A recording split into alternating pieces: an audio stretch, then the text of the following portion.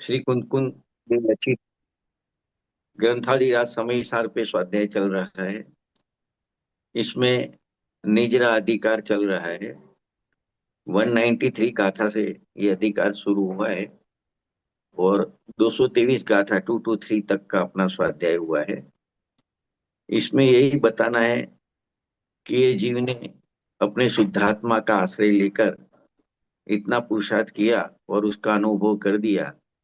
उसके बाद में भले वो संसार में दिखता है, विषय भोग में दिखता है, विषय भोग का राग भी उसको होता है, भोग भी होता है, फिर भी उसको नए कर्म का बंध नहीं होता। उसको पुराने कर्म उदय में आके खिल जाते हैं, मतलब निजरा होती है। तो ये सम्यक तो कई महिमा बतानी है, सम्यक दर्शन होने के बाद इसका क्या महिमा है वो बात चल रही है। तो इसमें क्रम में आज 224 से 227 गाथा चलेगी। 223 तक का स्वाध्याय पूरा होगा है। तो देखो ये चार गाथा आज चलने वाली है। उसके उस्थानिका के रूप में अमृतचंद्र आचार्य ने 152 नंबर का एक कलश लिखा था। उसकी चर्चा आपने गए स्वाध्याय में की थी। उसमें बताना तो यही है कि ज्ञानी कर्म बंधन को प्राप्त नहीं होता। तो उसमें जो बात अभी चार गाथा में भी बताएंगे। तो कलश में ये कहा था कि भोग रूप कर्म तो, मतलब जो भोग रूप कर्म होता है, राग होता है, वो राग तो कर्ता को कहता नहीं है। जिसको राग होता है उसको नहीं कहता है कि तू हमें भोग। ऐसा वो राग तो कभी कहता नहीं है। कोई कषाय तो ऐसी नहीं कहती है कि तू हमें भोग। कोई कर्म नहीं कहता है कि तू हमको भोग। कोई विषय भोग होते हैं, वो ऐसे नहीं सामने से बुलाते कि तुम आके मेरे को भोगो। तो फिर बंधन किसको होता है? तो क्या जो अज्ञानी होता है, जिसके अंदर हृदय में भोग करने की इच्छा होती है, वो स्वयं भोग की सामग्री से जुड़ता है, राग से जुड़ता है, और उसको जो भोग होता है तो वो कर्म बंधन को प्राप्त होता है।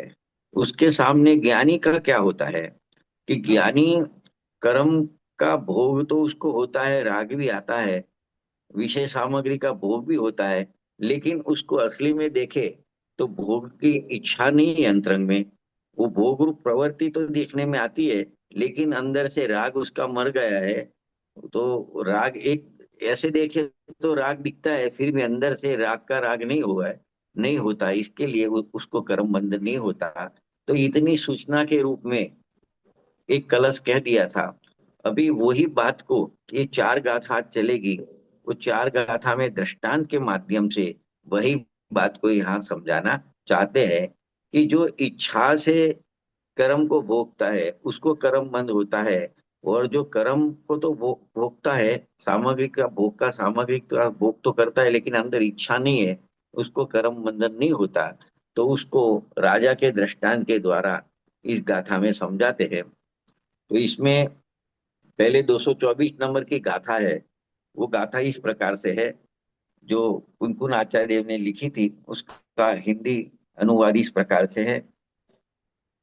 जो जगत में को पुरुष वृत्ति निमित्त सेवे भूप को, तो भूप भी सुख जनक विध विध भोग देवे पुरुष को। देखो दोस्तों, ये 24 नंबर की गाथा में एक दृष्टांत दिया है कि जिस प्रकार जगत में कोई भी पुरुष होवे, वो अपनी आजीविका के लिए राजा की सेवा करता है। तो जब वो राजा की सेवा करता है तो राजा भी उससे प्रसन्न होता है, प्रसन्न होकर उसको अनेक प्रकार की सुख की उत्पादक सामग्री उसको राजा भेंट के रूप में देता है। तो ये 224 गाथा में दृष्टांत दिया है। अभी सिद्धांत में ये लगाना है कि वो 225 की गाथा लिखी सिद्धांत के रूप में। त्यो जीव पुरुष भी कर्म रज का सुख अर्थ सेवन करे, तो कर्म भी सुख जनक विध विध भोग देवे जीव को। तो उसी प्रकार से जीव रूपी पुरुष, कोई भी पुरुष होता है, व्यक्ति होता है, वह सुख के लिए कर्म रज का सेवन करता है। मतलब कर्म रज का सेवन करना यानी कर्म के उदय में जुड़ना, वो राग आता है, राग की रुचि रखना, और कर्म के उदय में जो भोग सामग्री होती है उसको भी भोगतना। तो मतलब वो सुख के लिए जो भोग सामग्री को भोगता है, तो वो कर्म भी उसे अनेक प्रकार की सुख उत्पादक भोग सामग्री उसको देता है। मतलब भविष्य में नए कर्म बनते हैं, कर्म के उदय में वापिस उसको राग होएगा, भोग सामग्री भी मिलेगी, और वो हौस से वो राग में और भोग में जुड़ेगा, तो वापिस नया कर्म बंधेगा। वो चक्कर उसका अनादि का चालू है, वो चालू रहेगा। उसके बाद में दूसरा दृष्टांत दिया, मतलब 226 नंबर की गाथा है, उसमें ये बताते हैं, उससे अलग बात करते हैं, उल्टी बात करते हैं। अरु सो ही नर जब वृत्ति हेतु भूप को सेवे नहीं, तो भूप भी सुख जनक विद विद भोग को देवे नहीं। तो ऐसा कहते हैं कि जिस प्रकार से वही पुरुष अगर आजीविका के लिए राजा की सेवा नहीं करता है, तो वह राजा भी उसको अनेक प्रकार की सुख उत्पादक सामग्री उसको नहीं देता है। तो अभी इसमें यहाँ उसके दृष्टांत के रूप में बताते हैं, गाथा लिखी है कि सद दृष्टि को त्यो विषय हेतु कर्म रज सेवन नहीं, तो कर्म भी सुख जनक विद विद भोग को देता नहीं। तो उसी प्रकार से सम्यक दृष्टि विषय भोगों के लिए कर्म रज का सेवन नहीं करता है, तो वह कर्म भी उसे अनेक प्रकार की सुख उत्पादक सामग्री भोग सामग्री नहीं देते हैं। तो देखो, ये तो सामान्य रूप से चार गाथा पढ़ी और चार गाथा का अर्थ अपने पढ़ा। इसमें क्या समझाना है, इसमें क्या कहना चाहते हैं आचार्य भगवान, उसको जरा थोड़ा देखते हैं। कि देखो, यहाँ दृष्टांत देके समझाना चाहते हैं आचार्य भगवान कि जैसे कोई पुरुष यदि लौकिक फल की इच्छा से, यानी कि उसको धन चाहिए, धान्य चाहिए, जमीन चाहिए, जायदाद चाहिए, रुपया चाहिए, पैसा चाहिए, तो उसको प्राप्त करने की भावना से अगर राजा की सेवा करता है, तो राजा उसे सेवा के फलस्वरूप धन आदि उसकी जो इच्छा है वो सब वस्तु राजा उसको देता है।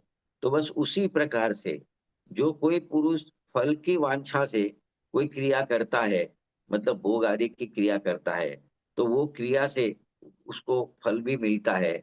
मतलब तात्पर्य ये है कि भोग की अगर इच्छा है, और कोई पुरुष व्रत करे, तप करे, जप करे, मतलब मैं व्रत करता हूँ, तप करता हूँ, भगवान की भक्ति करता हूँ, तो ये सब क्यों करता हूँ कि मेरे को उससे शुभ कर्म का बंध हुए, पुण्य कर्म का बंध हुए, और मेरे को भविष्य में अनुकूल सामग्री मिले, भोग सामग्री मिले, ऐसी इच्छा करके शुभ क्रिया करता है व्रत आदि की, तो उसको ऐसा कर्म का बंध होता है, और ऐसे भोगादि संयोगी की उसको प्राप्ति होती है। तो यही दृष्टांत को आगे बढ़ाते हैं, क्या कहना चाहते हैं कि वही पुरुष अगर फल के लिए राजा की सेवा नहीं करता है, तो वह राजा भी उसे फल देता नहीं है। तो बस उसी प्रकार सम्यक दृष्टि इस प्रकार का है, ये दूसरे वाला जीव जैसा है कि सम्यक दृष्टि जीव फल के लिए कोई क्रिया नहीं करता है। उसको शुभ राग आता है, भगवान की भक्ति का राग आता है, व्रत तप का राग आता है, यात्रा का राग आता है, लेकिन उसको कुछ कर्म का फल नहीं चाहिए, उसको संसार की कोई भोग सामग्री नहीं चाहिए। तो उसके कारण वो वांछा रहित होता है, और भोग सामग्री की इच्छा नहीं है भविष्य में।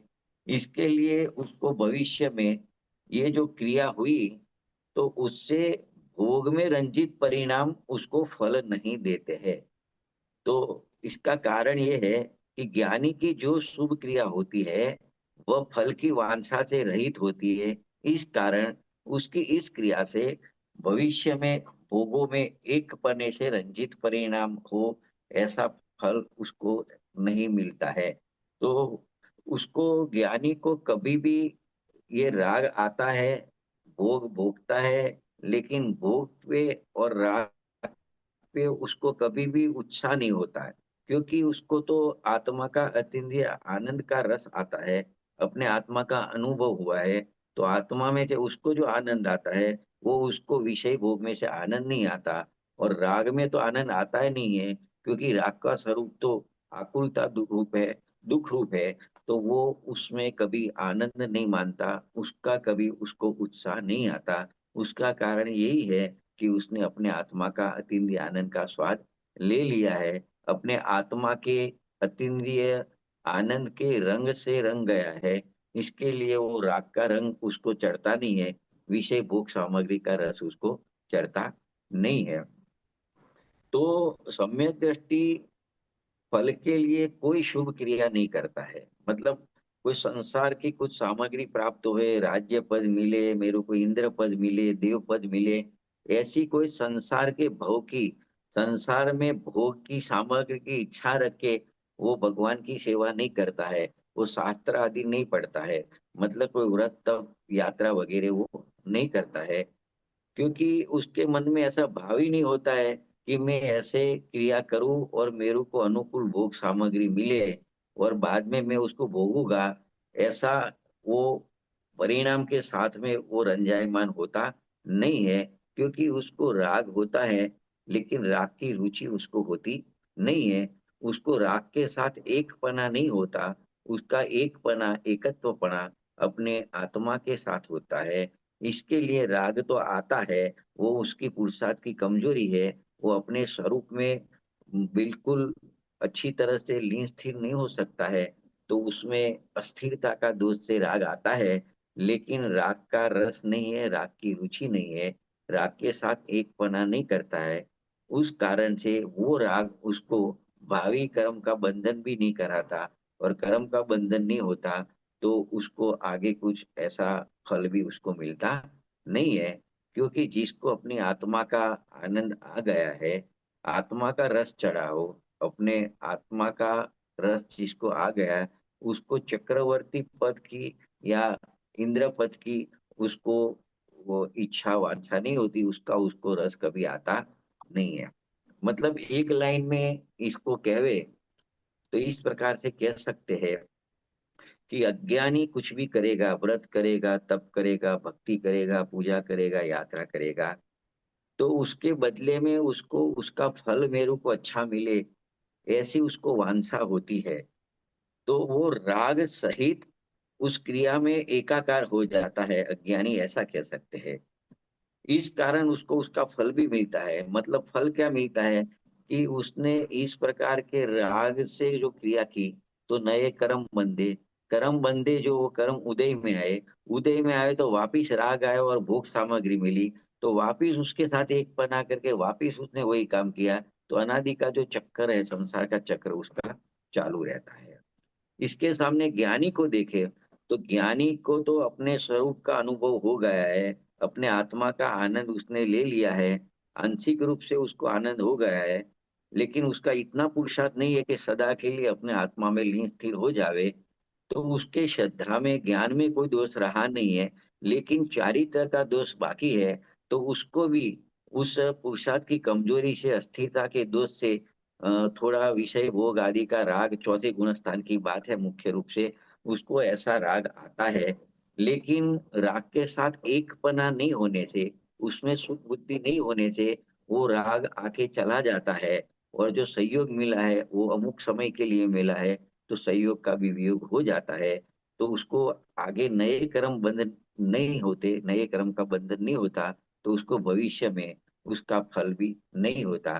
तो ये बात यहाँ पे बतानी है। मतलब अज्ञानी की जितनी भी शुभाशुभ क्रिया होती है, उसमें कर्तृत्व बुद्धि पूर्वक होती है। और इस कारण उसको अनंत संसार के कारणभूत मिथ्यात्वादी कर्मों का बंधन होता है। और जो ज्ञानी जीव होता है, उसको कोई पण प्रकार के भोगों की इच्छा नहीं होने से, और उसके भोग का राग होता है, और जो भोग की क्रिया होती है उसके साथ एकत्वपना नहीं होता, उसकी कर्तृत्व बुद्धि नहीं होने से, भले वो शुभ अशुभ भाव में प्रवृत्ता है, फिर भी उसको चारित्र मोह के उदय में भूमिका अनुसार जो रागादि भाव आए, लेकिन उसमें रत नहीं होता है, उसमें लीन नहीं होता है, उसमें सुख बुद्धि नहीं होती है। इस कारण अनंत संसार के कारणभूत जो कर्म का बंधन होता है अज्ञानी को, मिथ्या दृष्टि को, ऐसा उसको कभी बंधन नहीं होता। और पूर्व में जो कर्म बांधा हुआ था वो उदय में आके उसकी निजरा हो जाती है। तो ये बात जो आगे से चलती आ रही है, उसी बात को अलग अलग तरीके से अलग अलग गाथा में सिद्ध करते हैं। तो ये बात इतनी चार गाथा ली, उसके बाद में 224, 25, 26, 27, उसके बाद में यही बात को थोड़ा पुष्ट करने के लिए अमृतचंद्र आचार्य देव ने एक कलश लिखा है। उसमें ऐसा कहा है कि फल की वांछा जो नहीं रखता है उसे कर्म का कर्ता कहना भी ठीक नहीं है। ये बात अमृतचंद्र आचार्य देव ने इसको पूर्णाहुति करते करते, ये अंतिम गाथाएं है निजराधिकार की इस प्रकार की, फिर थोड़ा विषय बदलता है, उसकी 8 गाथा आएगी, फिर निजराधिकार पूरा हो जाएगा। तो ये जो ज्ञानी सम्यक दृष्टि जीव भोग में रत है फिर भी उसको नए कर्म बंधन नहीं होता, पुराने कर्म की निद्रा होती है, उस बात को समझाने के लिए 4 गाथा अंतिम गाथा है। और इसके बाद में एक कलश भी है, वो भी अंतिम कलश है। तो ये कलश में उसी बात की पुष्टि करते हैं। वो कलश क्या है, मैं कलश पढ़ रहा हूँ, शार्दूल विक्रीडित छंद है, संस्कृत में है, उसको मैं पढ़ रहा हूँ। त्यक्तं येन फलं सकर्म कुरुते नेति प्रतीमो वयम् कित्स्वस्यामि कुतोऽपि किञ्चिदपि तत्कर्मावसेनापते तस्मिन्नापतिते त्वकं परपरम् ज्ञान स्वभावे स्थितो ज्ञानी किं कुरुते अथ कि न कुरुते कर्मेति जानाति कहाँ। क्या कहते हैं इसको हिंदी में इस प्रकार से कह सकते हैं हरि गीत में, जिसे फल की चाहना वह करे यह जचता नहीं, यदि विवशता वश आ पड़े तो बात ही कुछ और है। अकंप ज्ञान स्वभाव में स्थिर रहे जो वे ज्ञानी जन, सब कर्म करते या नहीं यह कौन जाने विघ्न जन। क्या कहते हैं देखो, जिसने कर्म का फल छोड़ दिया है, मतलब कर्म तो उससे हो रहा है लेकिन उसका फल की इच्छा नहीं है, वह कर्म करता है, ऐसी प्रतीति तो हमें नहीं होती है। अमृतचंद्र आचार्य देव कहते हैं कि हमको ऐसा प्रतीत में नहीं आता है कि वो कर्म करता है। कर्म तो कर रहा है, फिर भी वो कर्म करता है ऐसा हम तो नहीं मानते, क्योंकि उसको फल कर्म के फल की इच्छा नहीं है।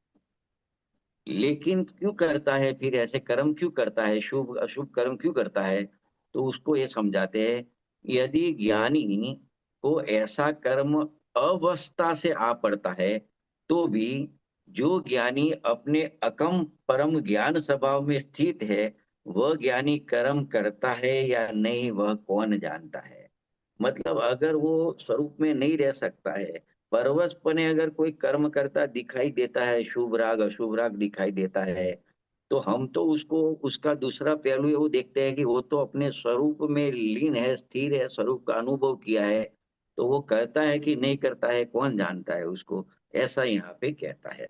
तो देखो यहाँ यह कौन जानता है, ये जो कहा ना, तो इसका आशय किस प्रकार से वो समझना जरूरी है कि ज्ञानी जन या सर्वज्ञ भगवान भी ये बात नहीं जानता है, ऐसा कहने का मतलब नहीं है, बल्कि ऐसा कह के ये कहना चाहते हैं कि अज्ञानी जन उसको नहीं जानता, क्योंकि अज्ञानी को तो क्या दिखेगा, ज्ञानी का राग दिखेगा, ज्ञानी का भोग दिखेगा, लेकिन अंतरंग में भोग की रुचि छूट गई है, राग की रुचि छूट गई है, वो अज्ञानी को पता चलती नहीं है। तो ये बात यहाँ पे समझानी है।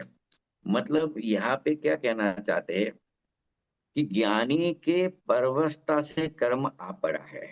जैसे शरीर में रोग आ जाता है तो कोई ऐसा इच्छता नहीं है कि मेरे को रोग आवे, लेकिन परवशता से रोग आ गया, वो अपने बस की बात नहीं है, ऐसे परवशता से कर्म आ पड़ा है। तो भी वह ज्ञान से चलायमान नहीं होता है ज्ञानी। वो अपने ज्ञान स्वभाव को नहीं छोड़ता है, वो अपने ज्ञान स्वभाव में रत रहता है। भले बाहर में कर्म का उदय आया, कोई प्रतिकूलता आई या अनुकूलता आई, अनुकूलता में वो राजी नहीं हो जाता, प्रतिकूलता में वो दुखी नहीं हो जाता है। वो तो अपने ज्ञान से चलायमान कभी नहीं होता है। तो ऐसा ज्ञान से जो चलायमान नहीं होता, वह ज्ञानी कर्म करता है या नहीं करता है, ये कौन जानता है। इसीलिए ऐसा ज्ञानी के लिए कहा जाता है, ज्ञानी अज्ञानी के बारे में, कि ज्ञानी की बात ज्ञानी ही जानता है। और दूसरी बात ये भी आती है कि ज्ञानी के परिणामों को जानने का सामर्थ्य अज्ञानी का नहीं है। इसके लिए उस बात को समझाने के लिए कलश लिखा है। तो देखो, ज्ञानी किसे कहेंगे? एक तो जिसने अपने आत्मा का अनुभव किया है। ऐसे गुणस्थान के माध्यम से देखेंगे तो 1 से 3 गुणस्थान तो अज्ञानी मिथ्या दृष्टि के। चौथा गुणस्थान है, वहां कोई व्रत आदि नियम पूर्वक नहीं रहते, तो अव्रति सम्यक दृष्टि, वो चौथा गुणस्थान है। उसके बाद में एक कसाय और जाती है, तो पंचम गुणस्थान आता है देश व्रति। तो उसको दोनों को ज्ञानी समझना चाहिए। तो उसमें जो अविरत सम्यक दृष्टि है, और जो देश विरत सम्यक दृष्टि है, और तीसरा ये भी इसमें ले सकते हैं कि आहार विहार और धर्म उपदेश करने वाले जो मुनिराज होते हैं, जो बाह्य क्रिया में प्रवृत्त दिखते हैं, आहार विहार निहार धर्म उपदेश वगैरह, वो क्रिया में प्रवृत्त दिखते हैं, ऐसे मुनिराज भी ज्ञानी में यहाँ पे उनकी भी बात आती है। तो यहाँ ये कहना चाहते हैं कि ये ज्ञानी जीव ज्ञान स्वभाव से विचलित नहीं होने के कारण निश्चय से देखे, खरेखर देखे, वास्तविक रूप से देखे, तो बाह्य क्रिया तो उनको दिखती है, उनकी दिखती है, लेकिन उसका वो करता नहीं है। वो तो उसको जानने वाला जो ज्ञान निरंतर मौजूद होता है, प्रकट होता है, वो ज्ञान का ही करता होता है। तो एक तो ये बात बतानी है। दूसरी बात ये बताते हैं कि अंतरंग में मिथ्यात्व के अभाव से तथा भूमि का योग गुणस्थान योग यथासंभव कसाय का अभाव हुआ है, तो इसके लिए उनके परिणाम उतने उज्जवल बने हैं। और इस उज्जवलता को, ज्ञानी की ऐसी उज्जवलता को दूसरा ज्ञानी ही जान सकता है। मिथ्या दृष्टि जीव होता है, वो ज्ञानी की इस उज्जवलता को नहीं जानता, क्योंकि मिथ्या दृष्टि तो बहिरात्मा है, वो ज्ञानी को भी बाहर से ही देखता है। अंतरंग में उसकी जो निर्मलता प्रकट हुई है, उसको वो देख सकता नहीं है। तो इस प्रकार से ऐसा भी कह सकते हैं कि अंतरात्मा की गति को बहिरात्मा क्या जाने। अंतरात्मा यानी ज्ञानी और बहिरात्मा यानी अज्ञानी। तो अंतरात्मा की गति को यानी अंतरंग परिणति जो निर्मल हुई है, उसको बहिरात्मा क्या जाने। तो इस प्रकार से ये जो कलश पढ़ा, उसमें 3 महत्वपूर्ण बात निकली कि ज्ञानी की बात ज्ञानी जानता है, एक बात। दूसरी बात ये निकली, ज्ञानी के परिणामों को जानने की सामर्थ्य अज्ञानी में नहीं है। और तीसरी बात ये इसमें आई, अंतरात्मा की गति को बहिरात्मा क्या जाने। मतलब उसके ज्ञानी के अंतरंग में जो विशुद्धता आई है, वितरागता प्रकट हुई है, उसको अज्ञानी जान नहीं सकता है। तो ये बात इसमें कही है। तो देखो, ये जो बात चली, उसके अनुसंधान में एक प्रश्न इस प्रकार का है कि, प्रश्न है कि क्या ज्ञानी, एक ज्ञानी को दूसरा ज्ञानी पहचान सकता है? उसकी पहचान हो सकती है। ज्ञानी को अज्ञानी तो पहचान नहीं कर सकता, लेकिन ज्ञानी की पहचान दूसरा ज्ञानी कर सकता है, इस प्रकार का प्रश्न है। क्योंकि बात ये चली कि ज्ञानी की अंतरंग परिणति है, उसको अज्ञानी नहीं जान सकता। तो प्रश्न यह हुआ कि ज्ञानी की जो अंतरंग परिणति है, निर्मलता है, उसको दूसरा ज्ञानी जान सकता है? इस प्रकार के प्रश्न की चर्चा यहाँ पे की है। तो उसके उत्तर रूप में कहा कि ज्ञानी के अंतरंग में सूक्ष्म परिणति जो होती है, उसका पता तो दूसरे ज्ञानी को नहीं चलता है कि कितनी वितरागता है, कितने कसाई का अभाव हुआ है, वो दूसरा ज्ञानी नहीं जान सकता है।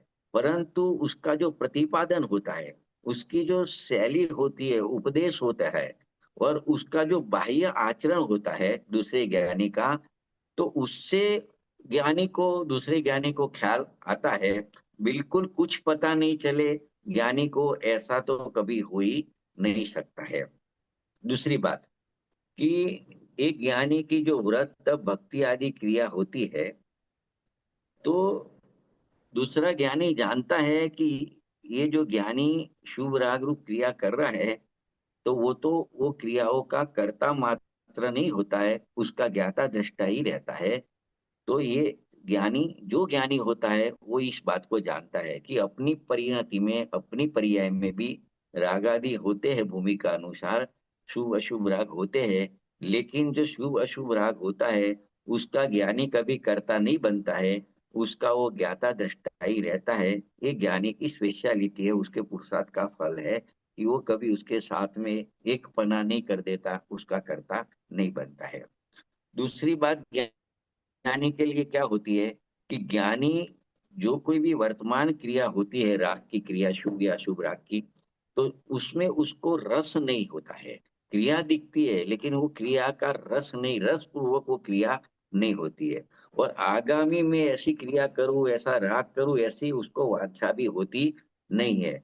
तो इस कारण से अगर कोई ज्ञानी क्रिया करता हुआ दिखाई देता है, फिर भी ऐसा कह सकते हैं कि वो क्रिया का वो करता नहीं है, क्योंकि उसको क्रिया में रस नहीं है, उसकी इच्छा नहीं है इसके लिए।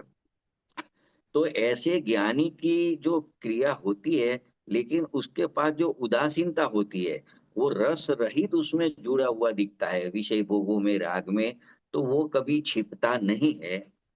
तो दूसरे ज्ञानी के ख्याल में स्पष्टपणे भाषित आ जाता है कि ये अमुक ज्ञानी है, इसके लिए उसको ये क्रिया राग है लेकिन उसकी उसको रुचि नहीं है, ऐसा दूसरा ज्ञानी जान लेता है।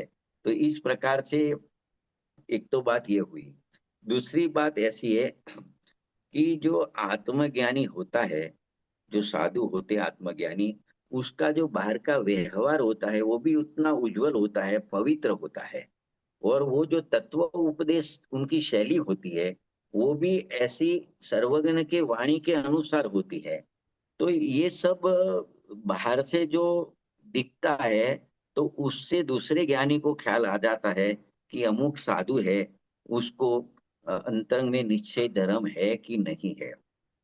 अगर उसको निश्चय धर्म नहीं है, फिर भी जो बाह्य आचरण यथा योग आगम अनुकूल होता है, तो उसमें क्या है कि वो दूसरे को बताता नहीं है कि ज्ञानी को अंतरंग में धर्म प्रकट नहीं हुआ है, क्योंकि अंतरंग में भले नहीं हुआ है, उसकी वाणी से पता चल गया है दूसरे ज्ञानी को कि इसकी बात में कुछ डिफेक्ट है। लेकिन उसकी बाह्य आचरण बाह्य क्रिया सही है, आगम अनुकूल इसकी भूमिका में जो होती है वो ऐसी क्रिया दिखती है, तो दूसरे को नहीं बताता फिरता कि इसको आत्म अनुभव नहीं हुआ है, वितराग भाव प्रकट नहीं हुआ है, ऐसा एक ज्ञानी दूसरे किसी को बताता नहीं है।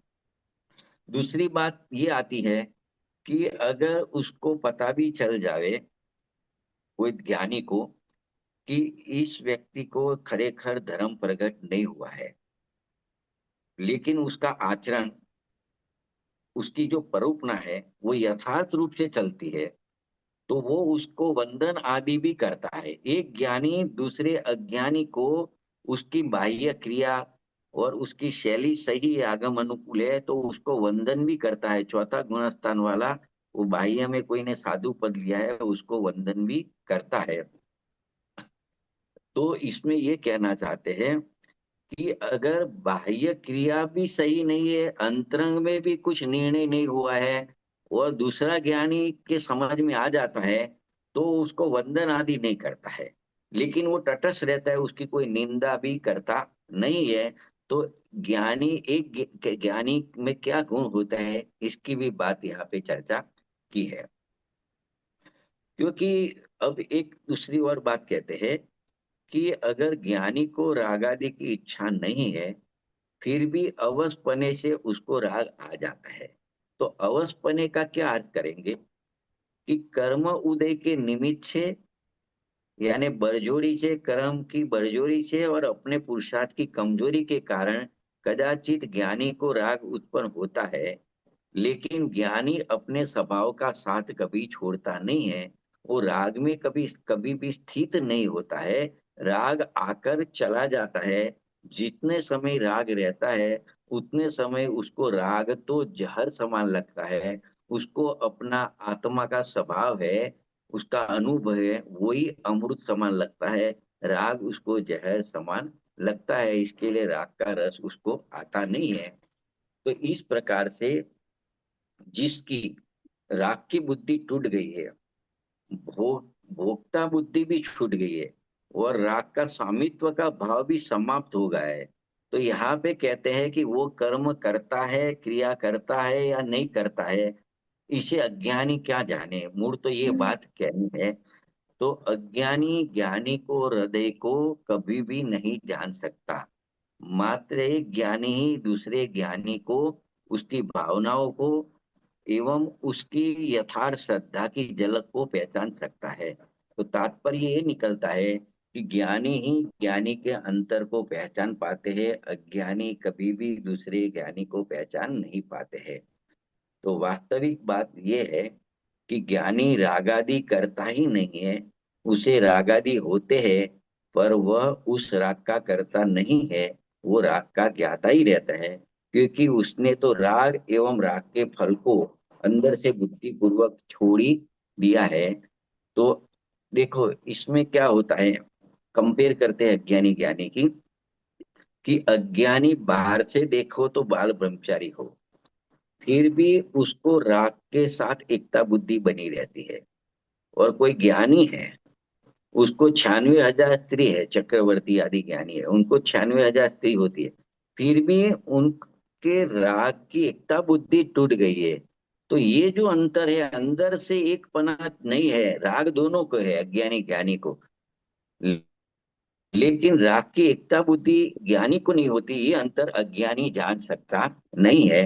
तो ये जितनी चर्चा की, उसका तात्पर्य ये निकलता है कि कर्म फल की वांछा से रहित ज्ञानी होता है, उसको फिर भी कर्म की फल की वांछा नहीं है, फिर भी उसका कर्म का उदय देखो, तो अप्रत्या खानावरण आदि कर्म के उदय के अनुसार उसको जो भी रागादि भाव आते हैं, और उन रागादि भावों के अनुसार बाह्य क्रियाएं देखी जाती है, लेकिन उनके कर्तृत्व और भोक्तृत्व का भाव निकल गया है। इसके लिए ज्ञानी जन वो क्रिया से और राग से सदा के लिए भिन्न हो गए हैं, उनका कर्ता भोक्ता वो अपने को नहीं मानते हैं। इस कारण वो कर्ता भोक्तापने की बुद्धि से जो राग होता है, ऐसा बंध होता है, ऐसा बंध ज्ञानी को होता नहीं है, अपितु जो राग आया है उसकी निद्रा हो जाती है। तो इस प्रकार से अमृतचंद्र आचार्य देव का एक कलश भी पूरा होता है। इसके ऊपर बनारसी दास जी ने एक छंद लिखा है, ऐसे तो दो छंद लिखे हैं, उसमें ज्ञानी की अपनी भाषा में पहचान कराई है कि ज्ञानी के क्या भाव होते हैं, ज्ञानी की क्या भावना होती है। तो उसके ज्ञानी के भावों को उन्होंने एक छंद लिखा है।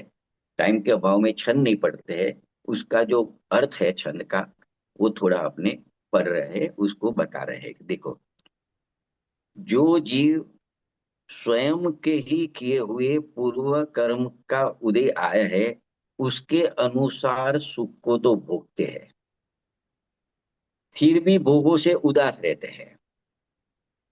पूर्व कर्म उदय अनुसार प्राप्त होने वाले दुख के अवसर पर विलाप नहीं करते हैं, दुख के निमित्तों से वैर नहीं बांधते हैं, शरीर संबंधी ताप को शांत भाव से सहन करते हैं। जिनके हृदय में अत्यंत दृढ़ श्रद्धा के साथ आत्मज्ञान उदित हुआ है, और जिनके जीवन में भूमिका अनुसार शुभाशुभ भाव और शुभ क्रियाओं तो पाई जाती है, लेकिन उसके फल की वांछा उनको नहीं रहती है, वे अत्यंत चतुर ज्ञायक स्वभावी अंतरात्मा ज्ञानी है। उनको ऊपर बताए हुए शुभाशुभ भाव और क्रियाओं का कर्ता तो हम नहीं कह सकते हैं। बनारसी दास कहते हैं उसको भले शुभाशुभ क्रिया है, उसका राग है, लेकिन हम उसको उसका कर्ता नहीं कह सकते, क्योंकि तात्पर्य यह है कि ऐसे ज्ञानी धर्मात्मा जो सम्यक दृष्टि जीव होता है, वो कर्म करते हुए भी उनके कर्ता कभी होते नहीं है, उनके भोक्ता कभी होते नहीं है। इसके लिए तत्संबंधी कर्ता भोक्ता पने से जो कर्म बंधन होता है, ऐसा कर्म बंधन उस जीव को होता नहीं है। तो देखो, ये ऐसा यथार्थ ज्ञानी जो होता है, सम्यक दृष्टि और साधु होते हैं, उनका स्वरूप कैसा है उसको स्पष्ट करने के लिए एक और छंद भी लिखा है। बाद में ये विषय समाप्त हो जाता है। तो देखो, इसमें कहते हैं कि जिनकी सुदृष्टि में इष्ट और अनिष्ट दोनों समान है, जिनका आचरण निर्मल है और विचार पवित्र है, तथा जो धर्म ध्यान में रहते हैं, स्वार्थ को त्याग कर जो परमार्थ में लग गए हैं, जो लौकिक लाभ हानि में आत्मा का लाभ हानि नहीं मानते हैं, जिनकी समझ में शरीर ऐसा है कि जैसे अनाज का छिलका अथवा तलवार की म्यान होती है, जीवादि पदार्थों के जो पारखी है, सांसारिक भ्रमों और झंझटों के जो तटस्थ साक्षी है, वे सत्पुरुष ही सच्चे ज्ञानी साधु है, और उन्हीं को ही यथार्थ ज्ञान है, ऐसा बनारसीदास जी कहते हैं। तो इस प्रकार से जो 193 गाथा से ये 227 गाथा चली, वहां तक जो विषय था और जो कलश आए, वो विषय समाप्त होता है। इस अधिकार का एक अंतिम विषय है, जिसके जो गाथा आने वाली है 228, मतलब 29 से 236 में 8 गाथा आएगी। उसके पहले एक 228 नंबर की भी गाथा है।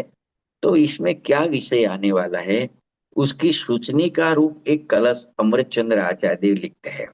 तो देखो, अभी जो विषय बाकी है उसमें जो गाथाओं आगे 236 तक की गाथा आएगी, उसमें आचार्य देव कहते हैं कि सम्यक दर्शन के जो 8 अंग होते हैं, उसका विवेचन यहाँ पे करेंगे 8 गाथाओं के माध्यम से। इसमें सर्वप्रथम निशंकित अंग की बात करेंगे। निशंकित, निकांकित, निर्विचाक्षिक आदि 8 अंग सम्यक दृष्टि धर्मात्मा के बताए। उसमें से पहले निशंकित अंग बताएंगे, जो जिन उपदेश में तत्व ज्ञान बताया है, उसके संबंध में शंका आशंका जिसको नहीं है, तथा जो सप्त भयों से रहित है, उसको निशंकित अंग कहा है। तो यहाँ ये विषय शुरू करने से पहले जो कलश है, उसमें पहले निशंकित अंग संबंधी जो एक गाथा आएगी 228 229, उसके उत्थानिका के रूप में, सूचना के रूप में, ये 154 नंबर का कलश अमृतचंद्र आचार्य ने लिखा है। वो इस प्रकार से है। बहुत अच्छा कलश है। अभी आगे बहुत अच्छा विषय आने वाला है। वो कलश में मैं पढ़ता हूँ, शार्दुल विक्रीडित छंद है, उसको मैं संस्कृत में है उसको पढ़ रहा हूँ। सम्यक दृष्टयैव साहसमिदं कर्तु क्षमन्ते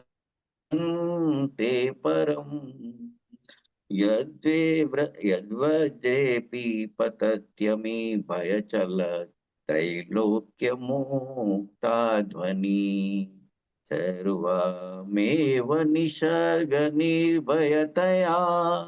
शङ्काविहाय स्वयं ज्ञानं तस्वमवद्य बोधवपुषम् बोधाच च्यवन्ते नहीं। बहुत अच्छी बात है। उसको हिंदी हरि गीत में भी अनुवाद किया है। व्रज काहू पात जो त्रैलोक्य हो विह्वल करे, फिर भी अरे अति साहसी सददृष्टि जननी चल रहे, निश्चल रहे निर्भय रहे, निशंक निज में ही रहे, निसर्ग ही निज बोध वपु, निज बोध से अच्युत रहे। क्या कहते हैं, बहुत अच्छा श्लोकार्थ है। जिसके भय से चलायमान होते हुए तीनों लोग अपना मार्ग छोड़ देते हैं, ऐसा कोई भय का वातावरण हो जावे कि सभी जीव अपना मार्ग छोड़ देवे, ऐसा वज्रपात होने पर भी ये जो सम्यक दृष्टि जीव होता है, वो स्वभाव से ही निर्भय होने से समस्त शंकाओं और आशंकाओं को छोड़कर ज्ञान शरीर ही अपने आत्मा को अवध्य जानकर ज्ञान से च्युत नहीं होते। ऐसे परम साहस करने में मात्र सम्यक दृष्टि ही समर्थ होते हैं। ये इस कलश में कहना चाहते हैं। मतलब देखो, क्या कहते हैं, लोक में कितनी ही विपरीत परिस्थितियां क्यों न आवे, मरण का अवसर भी उपस्थित क्यों न हो जावे, किंतु सम्यक दृष्टि जीव आकुलित नहीं होते, भयाक्रांत नहीं होते। इसका कारण है कि वे अच्छी तरह जानते हैं कि भौतिक देह का वियोग तो स्वाभाविक ही है, परंतु मैं तो ज्ञान शरीरी हूँ। मेरे इस ज्ञान शरीर का वियोग तो संभव ही नहीं है, क्योंकि मैं स्वयं ज्ञान स्वरूप ही हूँ और अनादि अनंत अविनाशी परम पदार्थ हूँ। तो ज्ञानी जीवों की इस दृढ़ श्रद्धा के कारण उन्हें बंद नहीं होता, अपितु निजराई होते हैं। देखो, और इसको थोड़ा दोहराते हैं इस बात को। भले ऐसा वज्रपात हो या अग्नि की वर्षा हो कि जिससे जगत के अज्ञानी प्राणियों में खलबली मच जावे, हड़कंप होने लगे, वे भयभीत होकर अपना मार्ग छोड़ दे, तो भी ज्ञानी आत्मा अनुभवी सम्यक दृष्टि अपने ज्ञान व आनंद स्वभाव से भ्रष्ट नहीं होते, घबराते नहीं है, निर्भय व निशंक रहते हैं। जहां वह श्रद्धा में आया कि मैं त्रिकाल सच्चिदानंद स्वरूप भगवान हूँ, फिर वह कभी भी उससे विचलित नहीं होता। इस कारण उसके कर्मों की व राग की निजरा हो जाती है। तो ऐसे सम्यक दृष्टि ऐसे निसंकित गुण सहित होता है, इसलिए वह निर्भय होता है। तो देखो, यहाँ शंका का अर्थ भय है, अथवा सम्यक दृष्टि निशंक होता है, इसका अर्थ ये लेना है कि वो निर्भय होता है। ज्ञानी शुभाशुभ कर्मों के उदय में भी ज्ञान स्वरूप ही रहता है। शुभ कर्म के उदय में अत्यधिक अनुकूलता में तथा अशुभ कर्म के उदय में सातवें नरक जैसी प्रतिकूलता के समय भी ज्ञानी तो ज्ञान रूप ही परिणमता है। भले उसको कितना भी शुभ कर्मों का पुण्य का उदय आवे, कितनी भी अनुकूलता आवे, या अशुभ कर्म का उदय आवे, नरक जैसी प्रतिकूलता आवे, लेकिन वो तो उसका ज्ञाता ही रहता है, ज्ञान रूपी परिणमित करता है। वह ज्ञान से कभी च्युत नहीं होता है। वो अनुकूल प्रतिकूल प्रसंगों में अधिक हर्ष या विषाद नहीं करता है। इसका कारण है कि ज्ञानी को दृढ़ विश्वास और निर्णय हो गया है कि मैं ज्ञायक हूं, बस ये मुद्दे की बात है। उसने ज्ञायक का अनुभव कर लिया है, उसकी प्रतीति में ज्ञायक आ गया है, और वो जानता है कि मेरा त्रिकाल ज्ञान स्वभाव वही मेरा शरीर है। तो इस साता असाता का जो उदय आया है कर्म के निमित्त से, तो उसमें जो देहादि सामग्री मिली है, वह मेरी है ही नहीं, उस रूप में हुई नहीं। तो वह मुझसे नहीं और मैं उसमें नहीं, ऐसा निशंक हुआ है ज्ञानी। तो वो निशंक हुआ ज्ञानी ज्ञान से अपने स्वरूप का अनुभव करता है, उससे च्युत होता नहीं है। इस कारण ज्ञानी को ऐसे संजोग में भी कर्मों की निद्रा होती है, उसको बंद होता नहीं है। तो उसको ऐसा भी कह सकते हैं कि शुभ अशुभ कर्म आवे, उसका फल आवे, लेकिन ज्ञानी उसमें रखता पत्ता नहीं है। उसको ये कर्मों के साथ एकत्वपना नहीं रहा है, वो कर्म के उदय के साथ एक पना नहीं रहा है। उदय में जो भोग सामग्री मिलती है, राग आती है, उसके साथ भी उसको एक पना नहीं होता है। ज्ञानी तो निरंतर ज्ञान रूपी परिणमन करता है, वो जानना जानना जानना जानना उसका कभी छूटता नहीं है। पुण्य के उदय में भले उसको चक्रवर्ती की संपदा भी मिल जावे, तो भी उसमें वो भरमाता नहीं है, लोभाता नहीं है, उसमें तन्मय नहीं होता है, तो उसमें हर्षित नहीं होता है। तथा अशुभ उदय के कारण नरक जैसी पीड़ा कारक कोई संयोगों का ढेर भी आ जावे, तो भी वह खेद खिन्न नहीं होता है। संपूर्ण जगत जहाँ चकित हो जावे, ऐसे संयोग भी उसको मिल जावे, तो भी समकीर्ति जीव ज्ञान रूपी रहता है, ज्ञान भाव से बिल्कुल भी विचलित नहीं होता है। ऐसी सम्यक्त्व की कोई अचिंत्य अलौकिक महिमा है, तो उसे ऐसी शंका कभी नहीं होती कि इस वज्रपात से मेरा नाश हो जाएगा। पर्याय का विनाश होना तो कोई नई बात नहीं है, जो संयोग है उसका वियोग होना कोई नई बात नहीं है।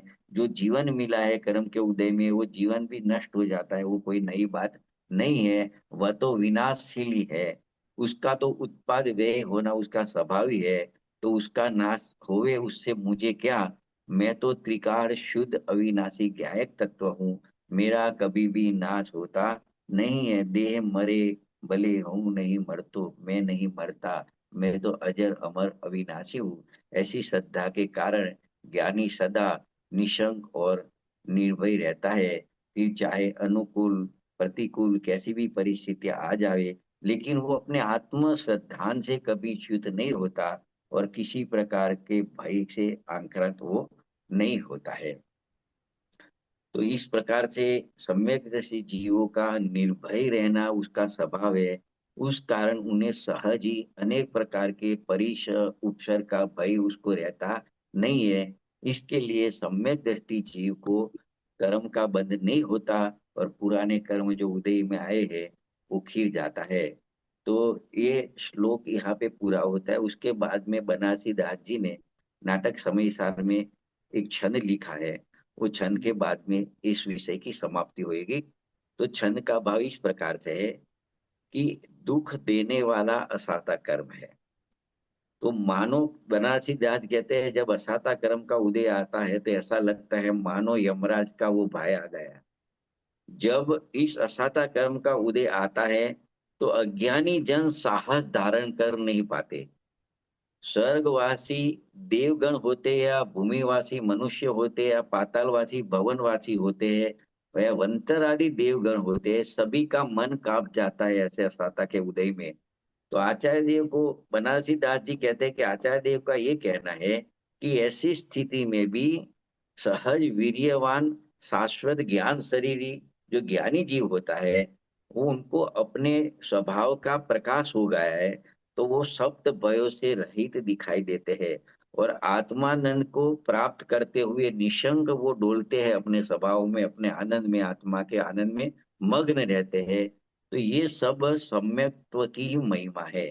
तो इस प्रकार से सम्यक्त्व की महिमा बताकर अब आचार्य देव सम्यक्त्व के 8 अंगों की चर्चा गाथाओं के माध्यम से करेंगे। तो उसकी चर्चा, जो 8 अंग है, उसकी जो जो गाथाएं और कलश आएंगे, उसकी चर्चा अपने अगले स्वाध्याय में करेंगे। यहाँ पे अपने विराम लेते हैं, इस बात पे यहाँ पे विराम देते हैं।